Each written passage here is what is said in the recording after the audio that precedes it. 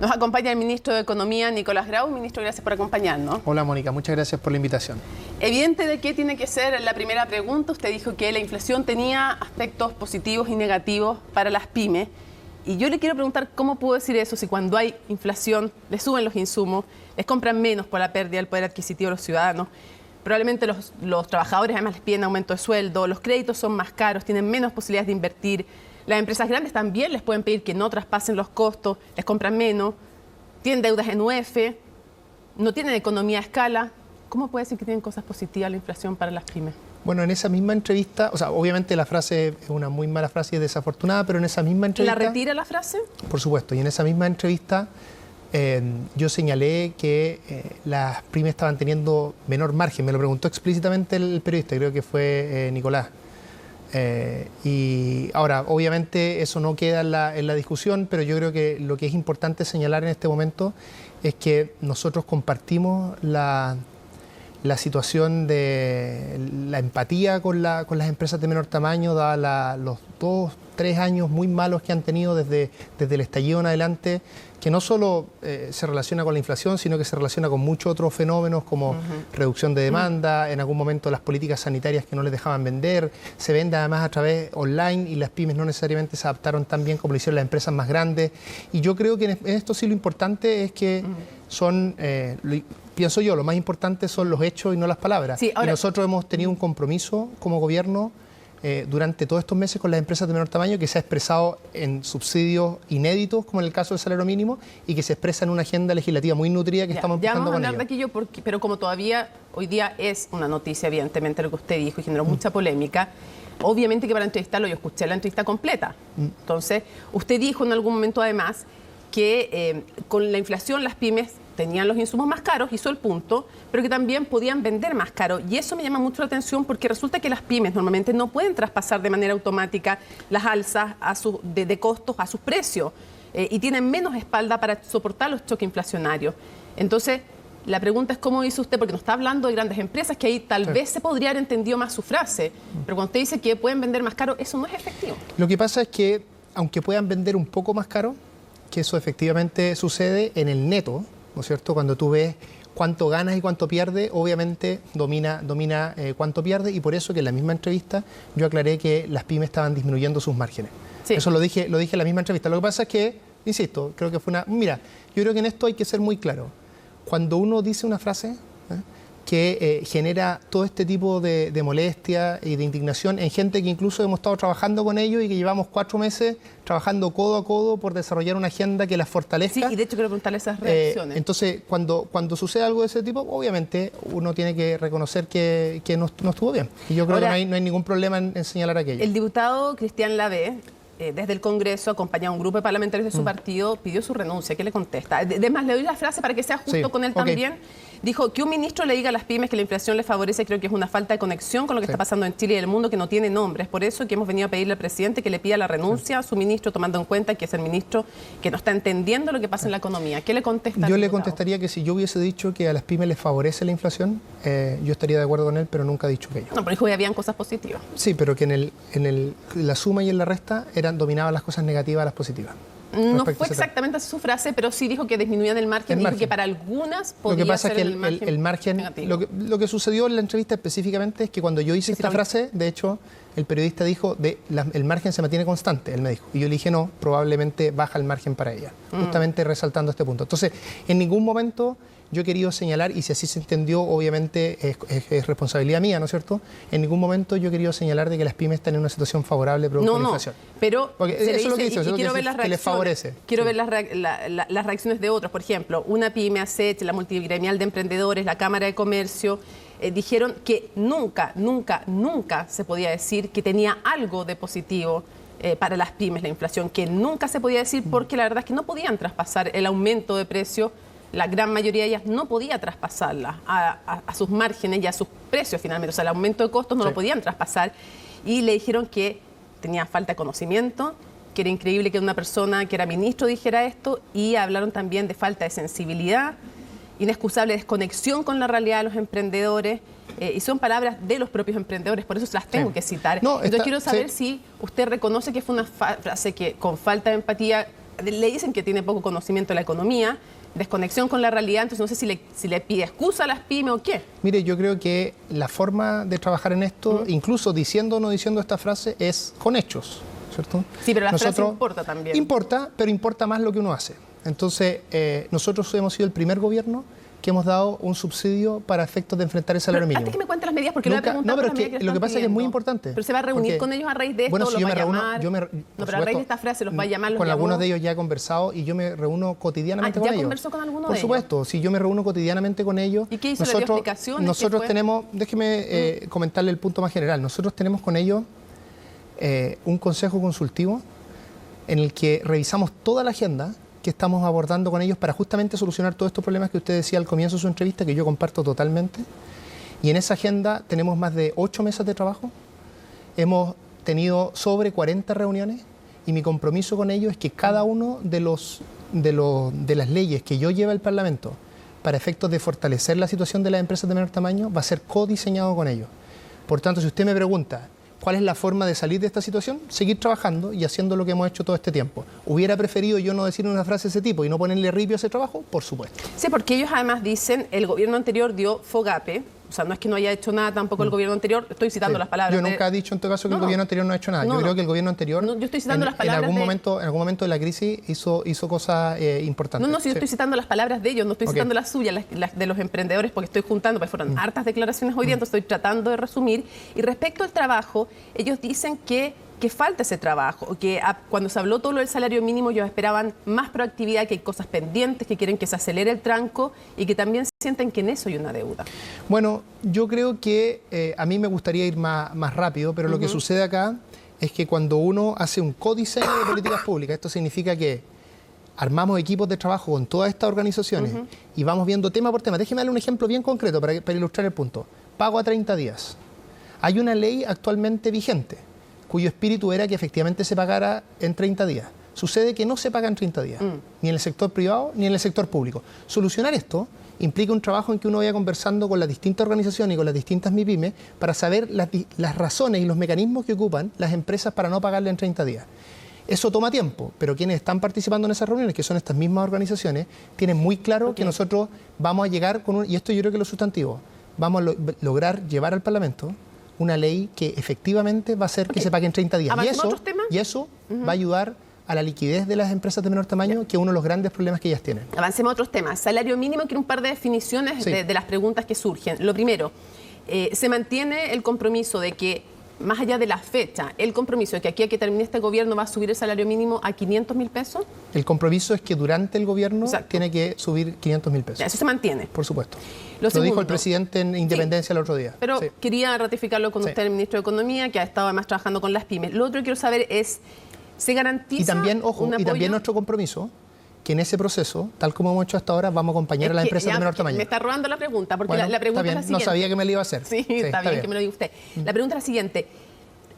¿Hasta cuándo se compromete el apoyo para las pymes? Porque las pymes dicen, bueno, en esta primera vez se nos ha comprometido, hay un margen, pero hay un compromiso de que aquí, hasta que termine este gobierno, ustedes van a apoyar a las pymes para suplir parte de este aumento en el salario mínimo. Nuestro compromiso es más general que eso, y creo que es importante señalarlo. Nuestro compromiso es que nosotros tenemos una visión, y yo creo que es compartida por el grueso de la población, que hay que mejorar de forma sustantiva la calidad de vida de las y los trabajadores, lo que implica, entre otras cosas, subir su salario. Pero también tenemos un compromiso muy claro, que eso no va a ser a costa de las empresas de menor tamaño. Y vamos a generar condiciones, como lo hemos hecho hasta ahora. O sea, ¿pero va a haber apoyo económico en concreto? Bueno, lo que pasa es que esto tiene que ser discutido en el marco de la ley de salario mínimo en ese minuto. Yo no le puedo adelantar exactamente, pero creo que si usted, imagínese, me hubiera hecho esta pregunta hace 5 meses, antes de partir el gobierno, tal vez usted no me hubiera creído cuando nosotros le decíamos que íbamos a apoyar a las pymes y no las íbamos a dejar de lado. Pues bien, nosotros hemos mostrado en la práctica como gobierno que somos el primer gobierno, el primero, que frente a un aumento importante del salario mínimo, ha habido antes, hace 25 años lo hubo, somos el primero que hace un apoyo directo a las empresas de menor tamaño. Pero entonces yo creo que proponer que se mantenga ese apoyo. Creo que hemos demostrado creo que hemos demostrado que tenemos este compromiso. Las formas concretas en las que se expresan estos compromisos hay que ir viendo caso a caso. Depende cuánto sube el salario mínimo, depende de todas esas cosas. Pero el compromiso está y así lo hemos demostrado durante este tiempo. Otra pregunta. La Fiscalía Nacional Económica respecto al gas, porque tenemos otros temas que hay que preguntarle. Muchos temas, sí. Así es el Ministerio de Economía. Exactamente. Ya, Fiscalía Nacional Económica, usted lo sabe, hizo este estudio, dijo que el mercado del gas no era muy competitivo y que los precios eran 15% mayores a un precio realmente competitivo al que debiera ser, ¿no? Que estaban inflados. Yo lo estoy diciendo en términos poco técnicos, me disculpa, pero me está haciendo preguntas respecto al gas natural o al gas licuado. Porque de hecho el informe se refiere a los dos temas, para saber qué le respondo. El que están distribuyendo, ya voy. Ok, ese es gas licuado. Exactamente, ya voy. Pero la pregunta es que ahora ENAP está vendiendo a un precio, usted me corrige, 40% menor al actual, en un plan piloto, yo sé que es acotado. Entonces tengo dos preguntas. Lo primero es si esto va a seguir siendo algo acotado o si se va a masificar con este precio 40% menor. ¿Por qué? La pregunta es, ¿hay subsidios implícitos que está dando la ENAP? Y si eso es así, es muy bueno para las personas, pero no pueden acusar a las empresas de que es anticompetitivo, sobre todo si es que lo ampliaran, estar compitiendo con subsidio. Mire, yo diría dos cosas. Primero, es que el informe de mercado de la Fiscalía Nacional Económica, institución que es totalmente independiente y que nosotros valoramos mucho su trabajo, porque es un trabajo técnico, ¿no es cierto?, muy sólido y reputado, señala que hay efectivamente problemas de competencia en esa industria. Eso significa que a las personas les está llegando un precio más alto del que les debiera llegar.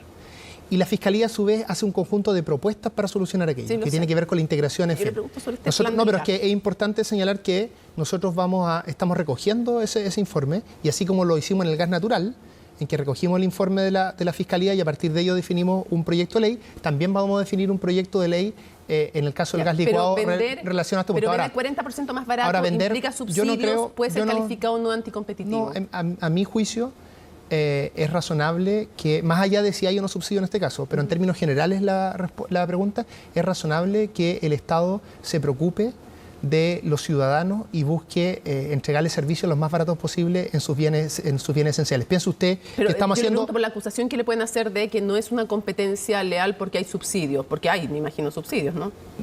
O sea, yo no me gustaría manifestarme respecto a esto porque es una agenda que lleva el Ministerio de Energía y yo trato de ser muy respetuoso en las distintas... No, pero me puede responder si hay subsidio o no. ¿Hay subsidio? El nivel de subsidio, si existiera subsidio, es una cosa que yo no sé. Por lo tanto, como no sé el nivel, prefiero no hacer un comentario respecto a ese tema, pero sí, ojo, el gobierno está haciendo ayudas para efectos de bajar el precio de los combustibles. ¿Sí? Lo está haciendo en el caso de las parafinas y lo está haciendo en el caso del transporte público regulado. Y aquí quiero dar un mensaje muy claro a la ciudadanía. ¿Usted sabe que es distinto dar un bono que un subsidio para términos de competencia? No es un bono, porque recuerda que lo que se hace en el caso de las bencinas es que se subsidia el precio de la bencina. Sí, pero déjeme terminar. Como herramienta, estoy diciendo, es distinto. Un bono, por ejemplo, que un fondo de estabilización o que un subsidio. Usted sabe que tiene distintos efectos en la economía, por eso en todos estos casos son casos distintos. Por ejemplo, el caso del plan, del transporte público regulado, en el fondo es un subsidio eso. Vamos a lo siguiente. Pero lo que quiero decir acá es que nosotros como gobierno nunca vamos a escatimar esfuerzo en hacer nuestro mayor esfuerzo porque a las personas no se les traslade los aumentos de costo que están existiendo a nivel internacional. Quiero saber qué le responde al presidente de la SOFOFA, Ricardo von Appen, que aquí siempre damos los créditos en la entrevista al Mercurio, pero también ayer con Matilde Burgos habló de que a este gobierno no le interesaba el crecimiento, dijo que algunos empresarios estaban yendo y que se sentían incluso perseguidos. Bueno, lo último, si existiese alguien que se siente perseguido, toda mi empatía hacia ellos, nadie en Chile, ni empresario, ni trabajador, ni trabajadora, es justo que se sienta perseguido. Desconozco el caso específico, pero parto por ello porque me parece lo más sensible en términos personales. Ahora, en términos más generales... A este gobierno no le interesa el crecimiento, yo diría dos cosas. Cualquier persona se puede meter a la página de las audiencias de lobby, ¿no es cierto?, de la ley de lobby, y puede ver todas las reuniones que yo he tenido con el mundo empresarial. Muchas con Richard, de hecho, con quien tenemos una muy buena, dijo que usted lo había recibido, una muy buena relación, pero nunca el presidente de la República. Una muy buena relación. O sea, bueno, eso lo desconozco en particular, pero yo con él tengo una muy buena relación. Él ha hecho ver sus puntos. Nosotros tenemos una mirada que en ningún caso es contraria al crecimiento, todo lo contrario. Estamos trabajando junto con el ministro de Hacienda en una agenda pro productividad y en una agenda pro inversión, que déjeme decir una cosa. recoge mucho de los documentos de la SOFOFA. La SOFOFA tiene un documento, no, pero es que déjeme decir esto que es importante, porque la SOFOFA hizo un muy buen documento de julio del 2022 que tiene una serie de propuestas para aumentar la inversión. Muchas de esas cosas nosotros las compartimos y vamos a hacer el esfuerzo por incluirlas. ¿Le parece injusta la crítica? ¿Usted cree que sí le importa el crecimiento del gobierno? O sea, a ver, sí, lo que pasa es que la crítica tiene una cosa más de fondo de la cual me quiero hacer cargo, y es que lo que hablábamos antes, ¿no es cierto? Hecho y no palabra. A nosotros nos preocupa el crecimiento y tenemos que empujar una agenda, yo creo, con más fuerza del crecimiento. Usted no tiene asidero la crítica, ¿no le parece que se condiga con los hechos? Puede ser que su crítica tenga que ver, para ser justo con Richard, a quien, insisto, respeto mucho, puede ser que su crítica tenga que ver más bien con cuáles han sido las medidas pro crecimiento. Y yo creo que en eso tenemos un trabajo conjunto que hacer todavía con más fuerza. Hemos hecho cosas, pero creo que hay que hacerlo con más fuerza. Vamos a la propuesta de nueva Constitución. Sí. Si gana el apruebo, ¿cree usted que hay incertidumbres que se instalen y que pueden afectar la inversión? Una inversión que además, respecto a lo extranjero puede que no, pero respecto a lo nacional sí está en niveles bajos. La inversión hasta ahora está en niveles no tan bajos necesariamente, pero el problema son las proyecciones. Las proyecciones del Banco Central respecto a la inversión, en particular a la formación bruta de capital, son muy preocupantes y nosotros estamos trabajando en esa dirección. Yo creo que los dos grandes desafíos, o los tres grandes desafíos... ¿Le agrega incertidumbre al proceso constituyente? Tres grandes desafíos: inflación, inversión y empleo. Y en esas tres cosas el gobierno creo que ha actuado de forma muy responsable.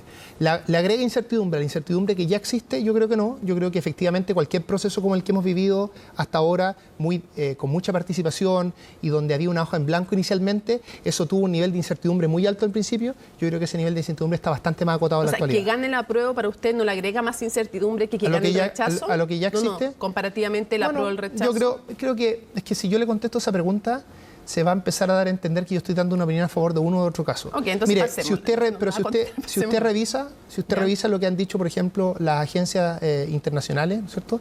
Tienen diferencia al respecto. Hay algunas que creen que la incertidumbre se reduce si gana el apruebo, y hay otras que piensan que la incertidumbre se reduce si gana el rechazo. Lo puede ver en Modis o en otras de la... Le concedo el tema ya de no intervenir. Quisiera preguntarle brevemente si está a favor o en contra de algunas cosas que se han hablado que se podrían modificar o cambiar en el proyecto de nueva Constitución desde el punto de vista técnico, obviamente desde el punto de vista del efecto que tiene. Vamos a ver cuántas de estas les puedo contestar.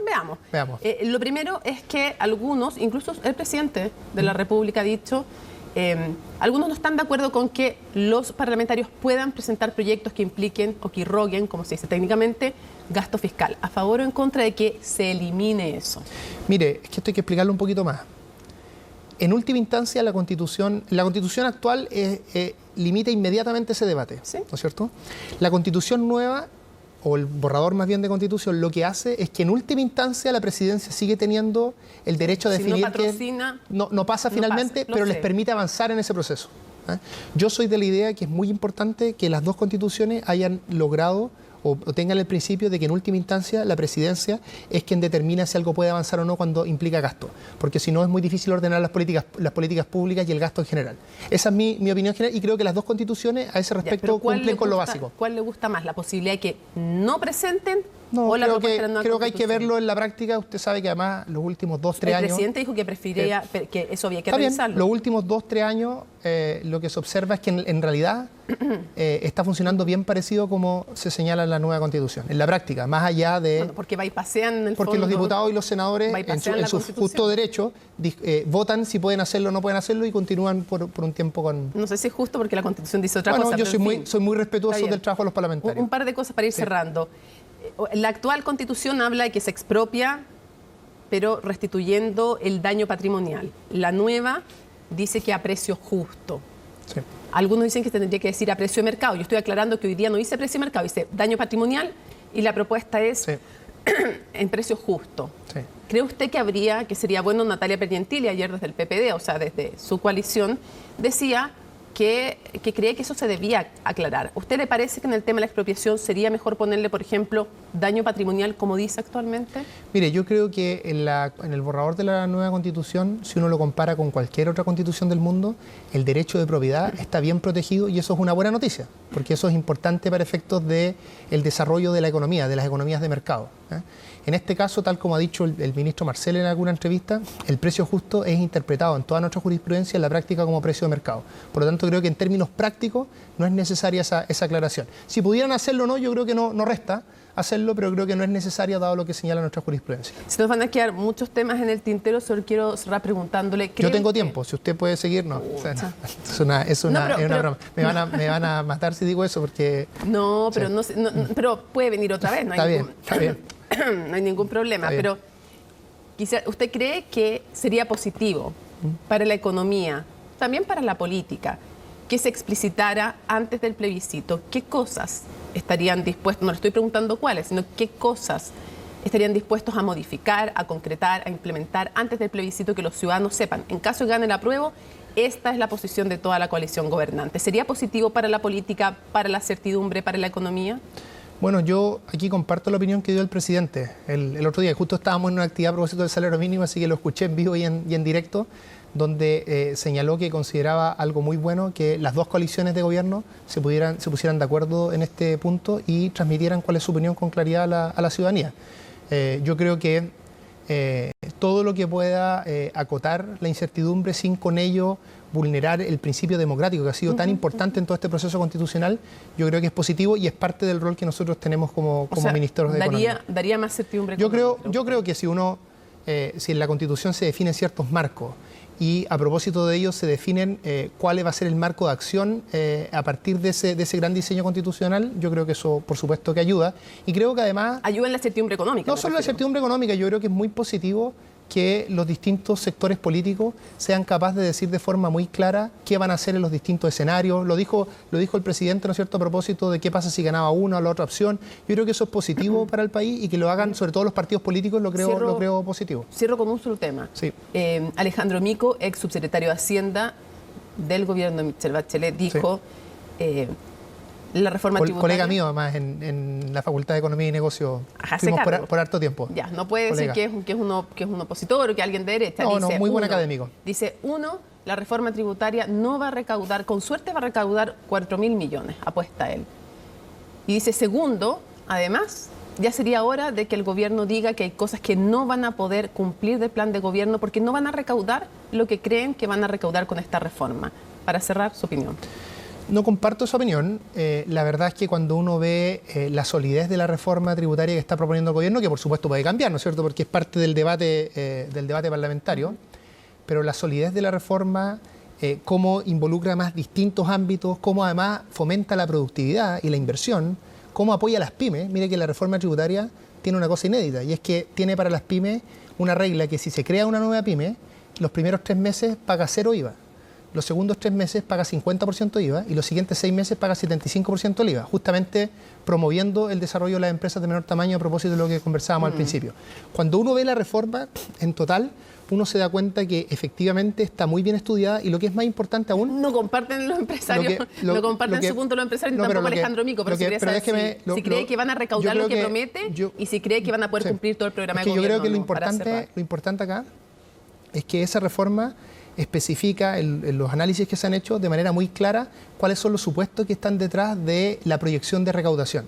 Entonces, lo que corresponde en este caso, y estoy seguro que Alejandro puede hacer aquello porque es un académico muy serio, lo que corresponde en este caso es discutir cuáles de esos supuestos son errados y por qué, entonces, en términos concretos, nuestra proyección de recaudación es errada.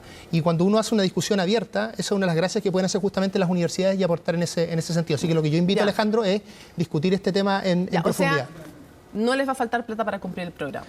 No, yo creo que lo que está especificado allí es nuestro compromiso.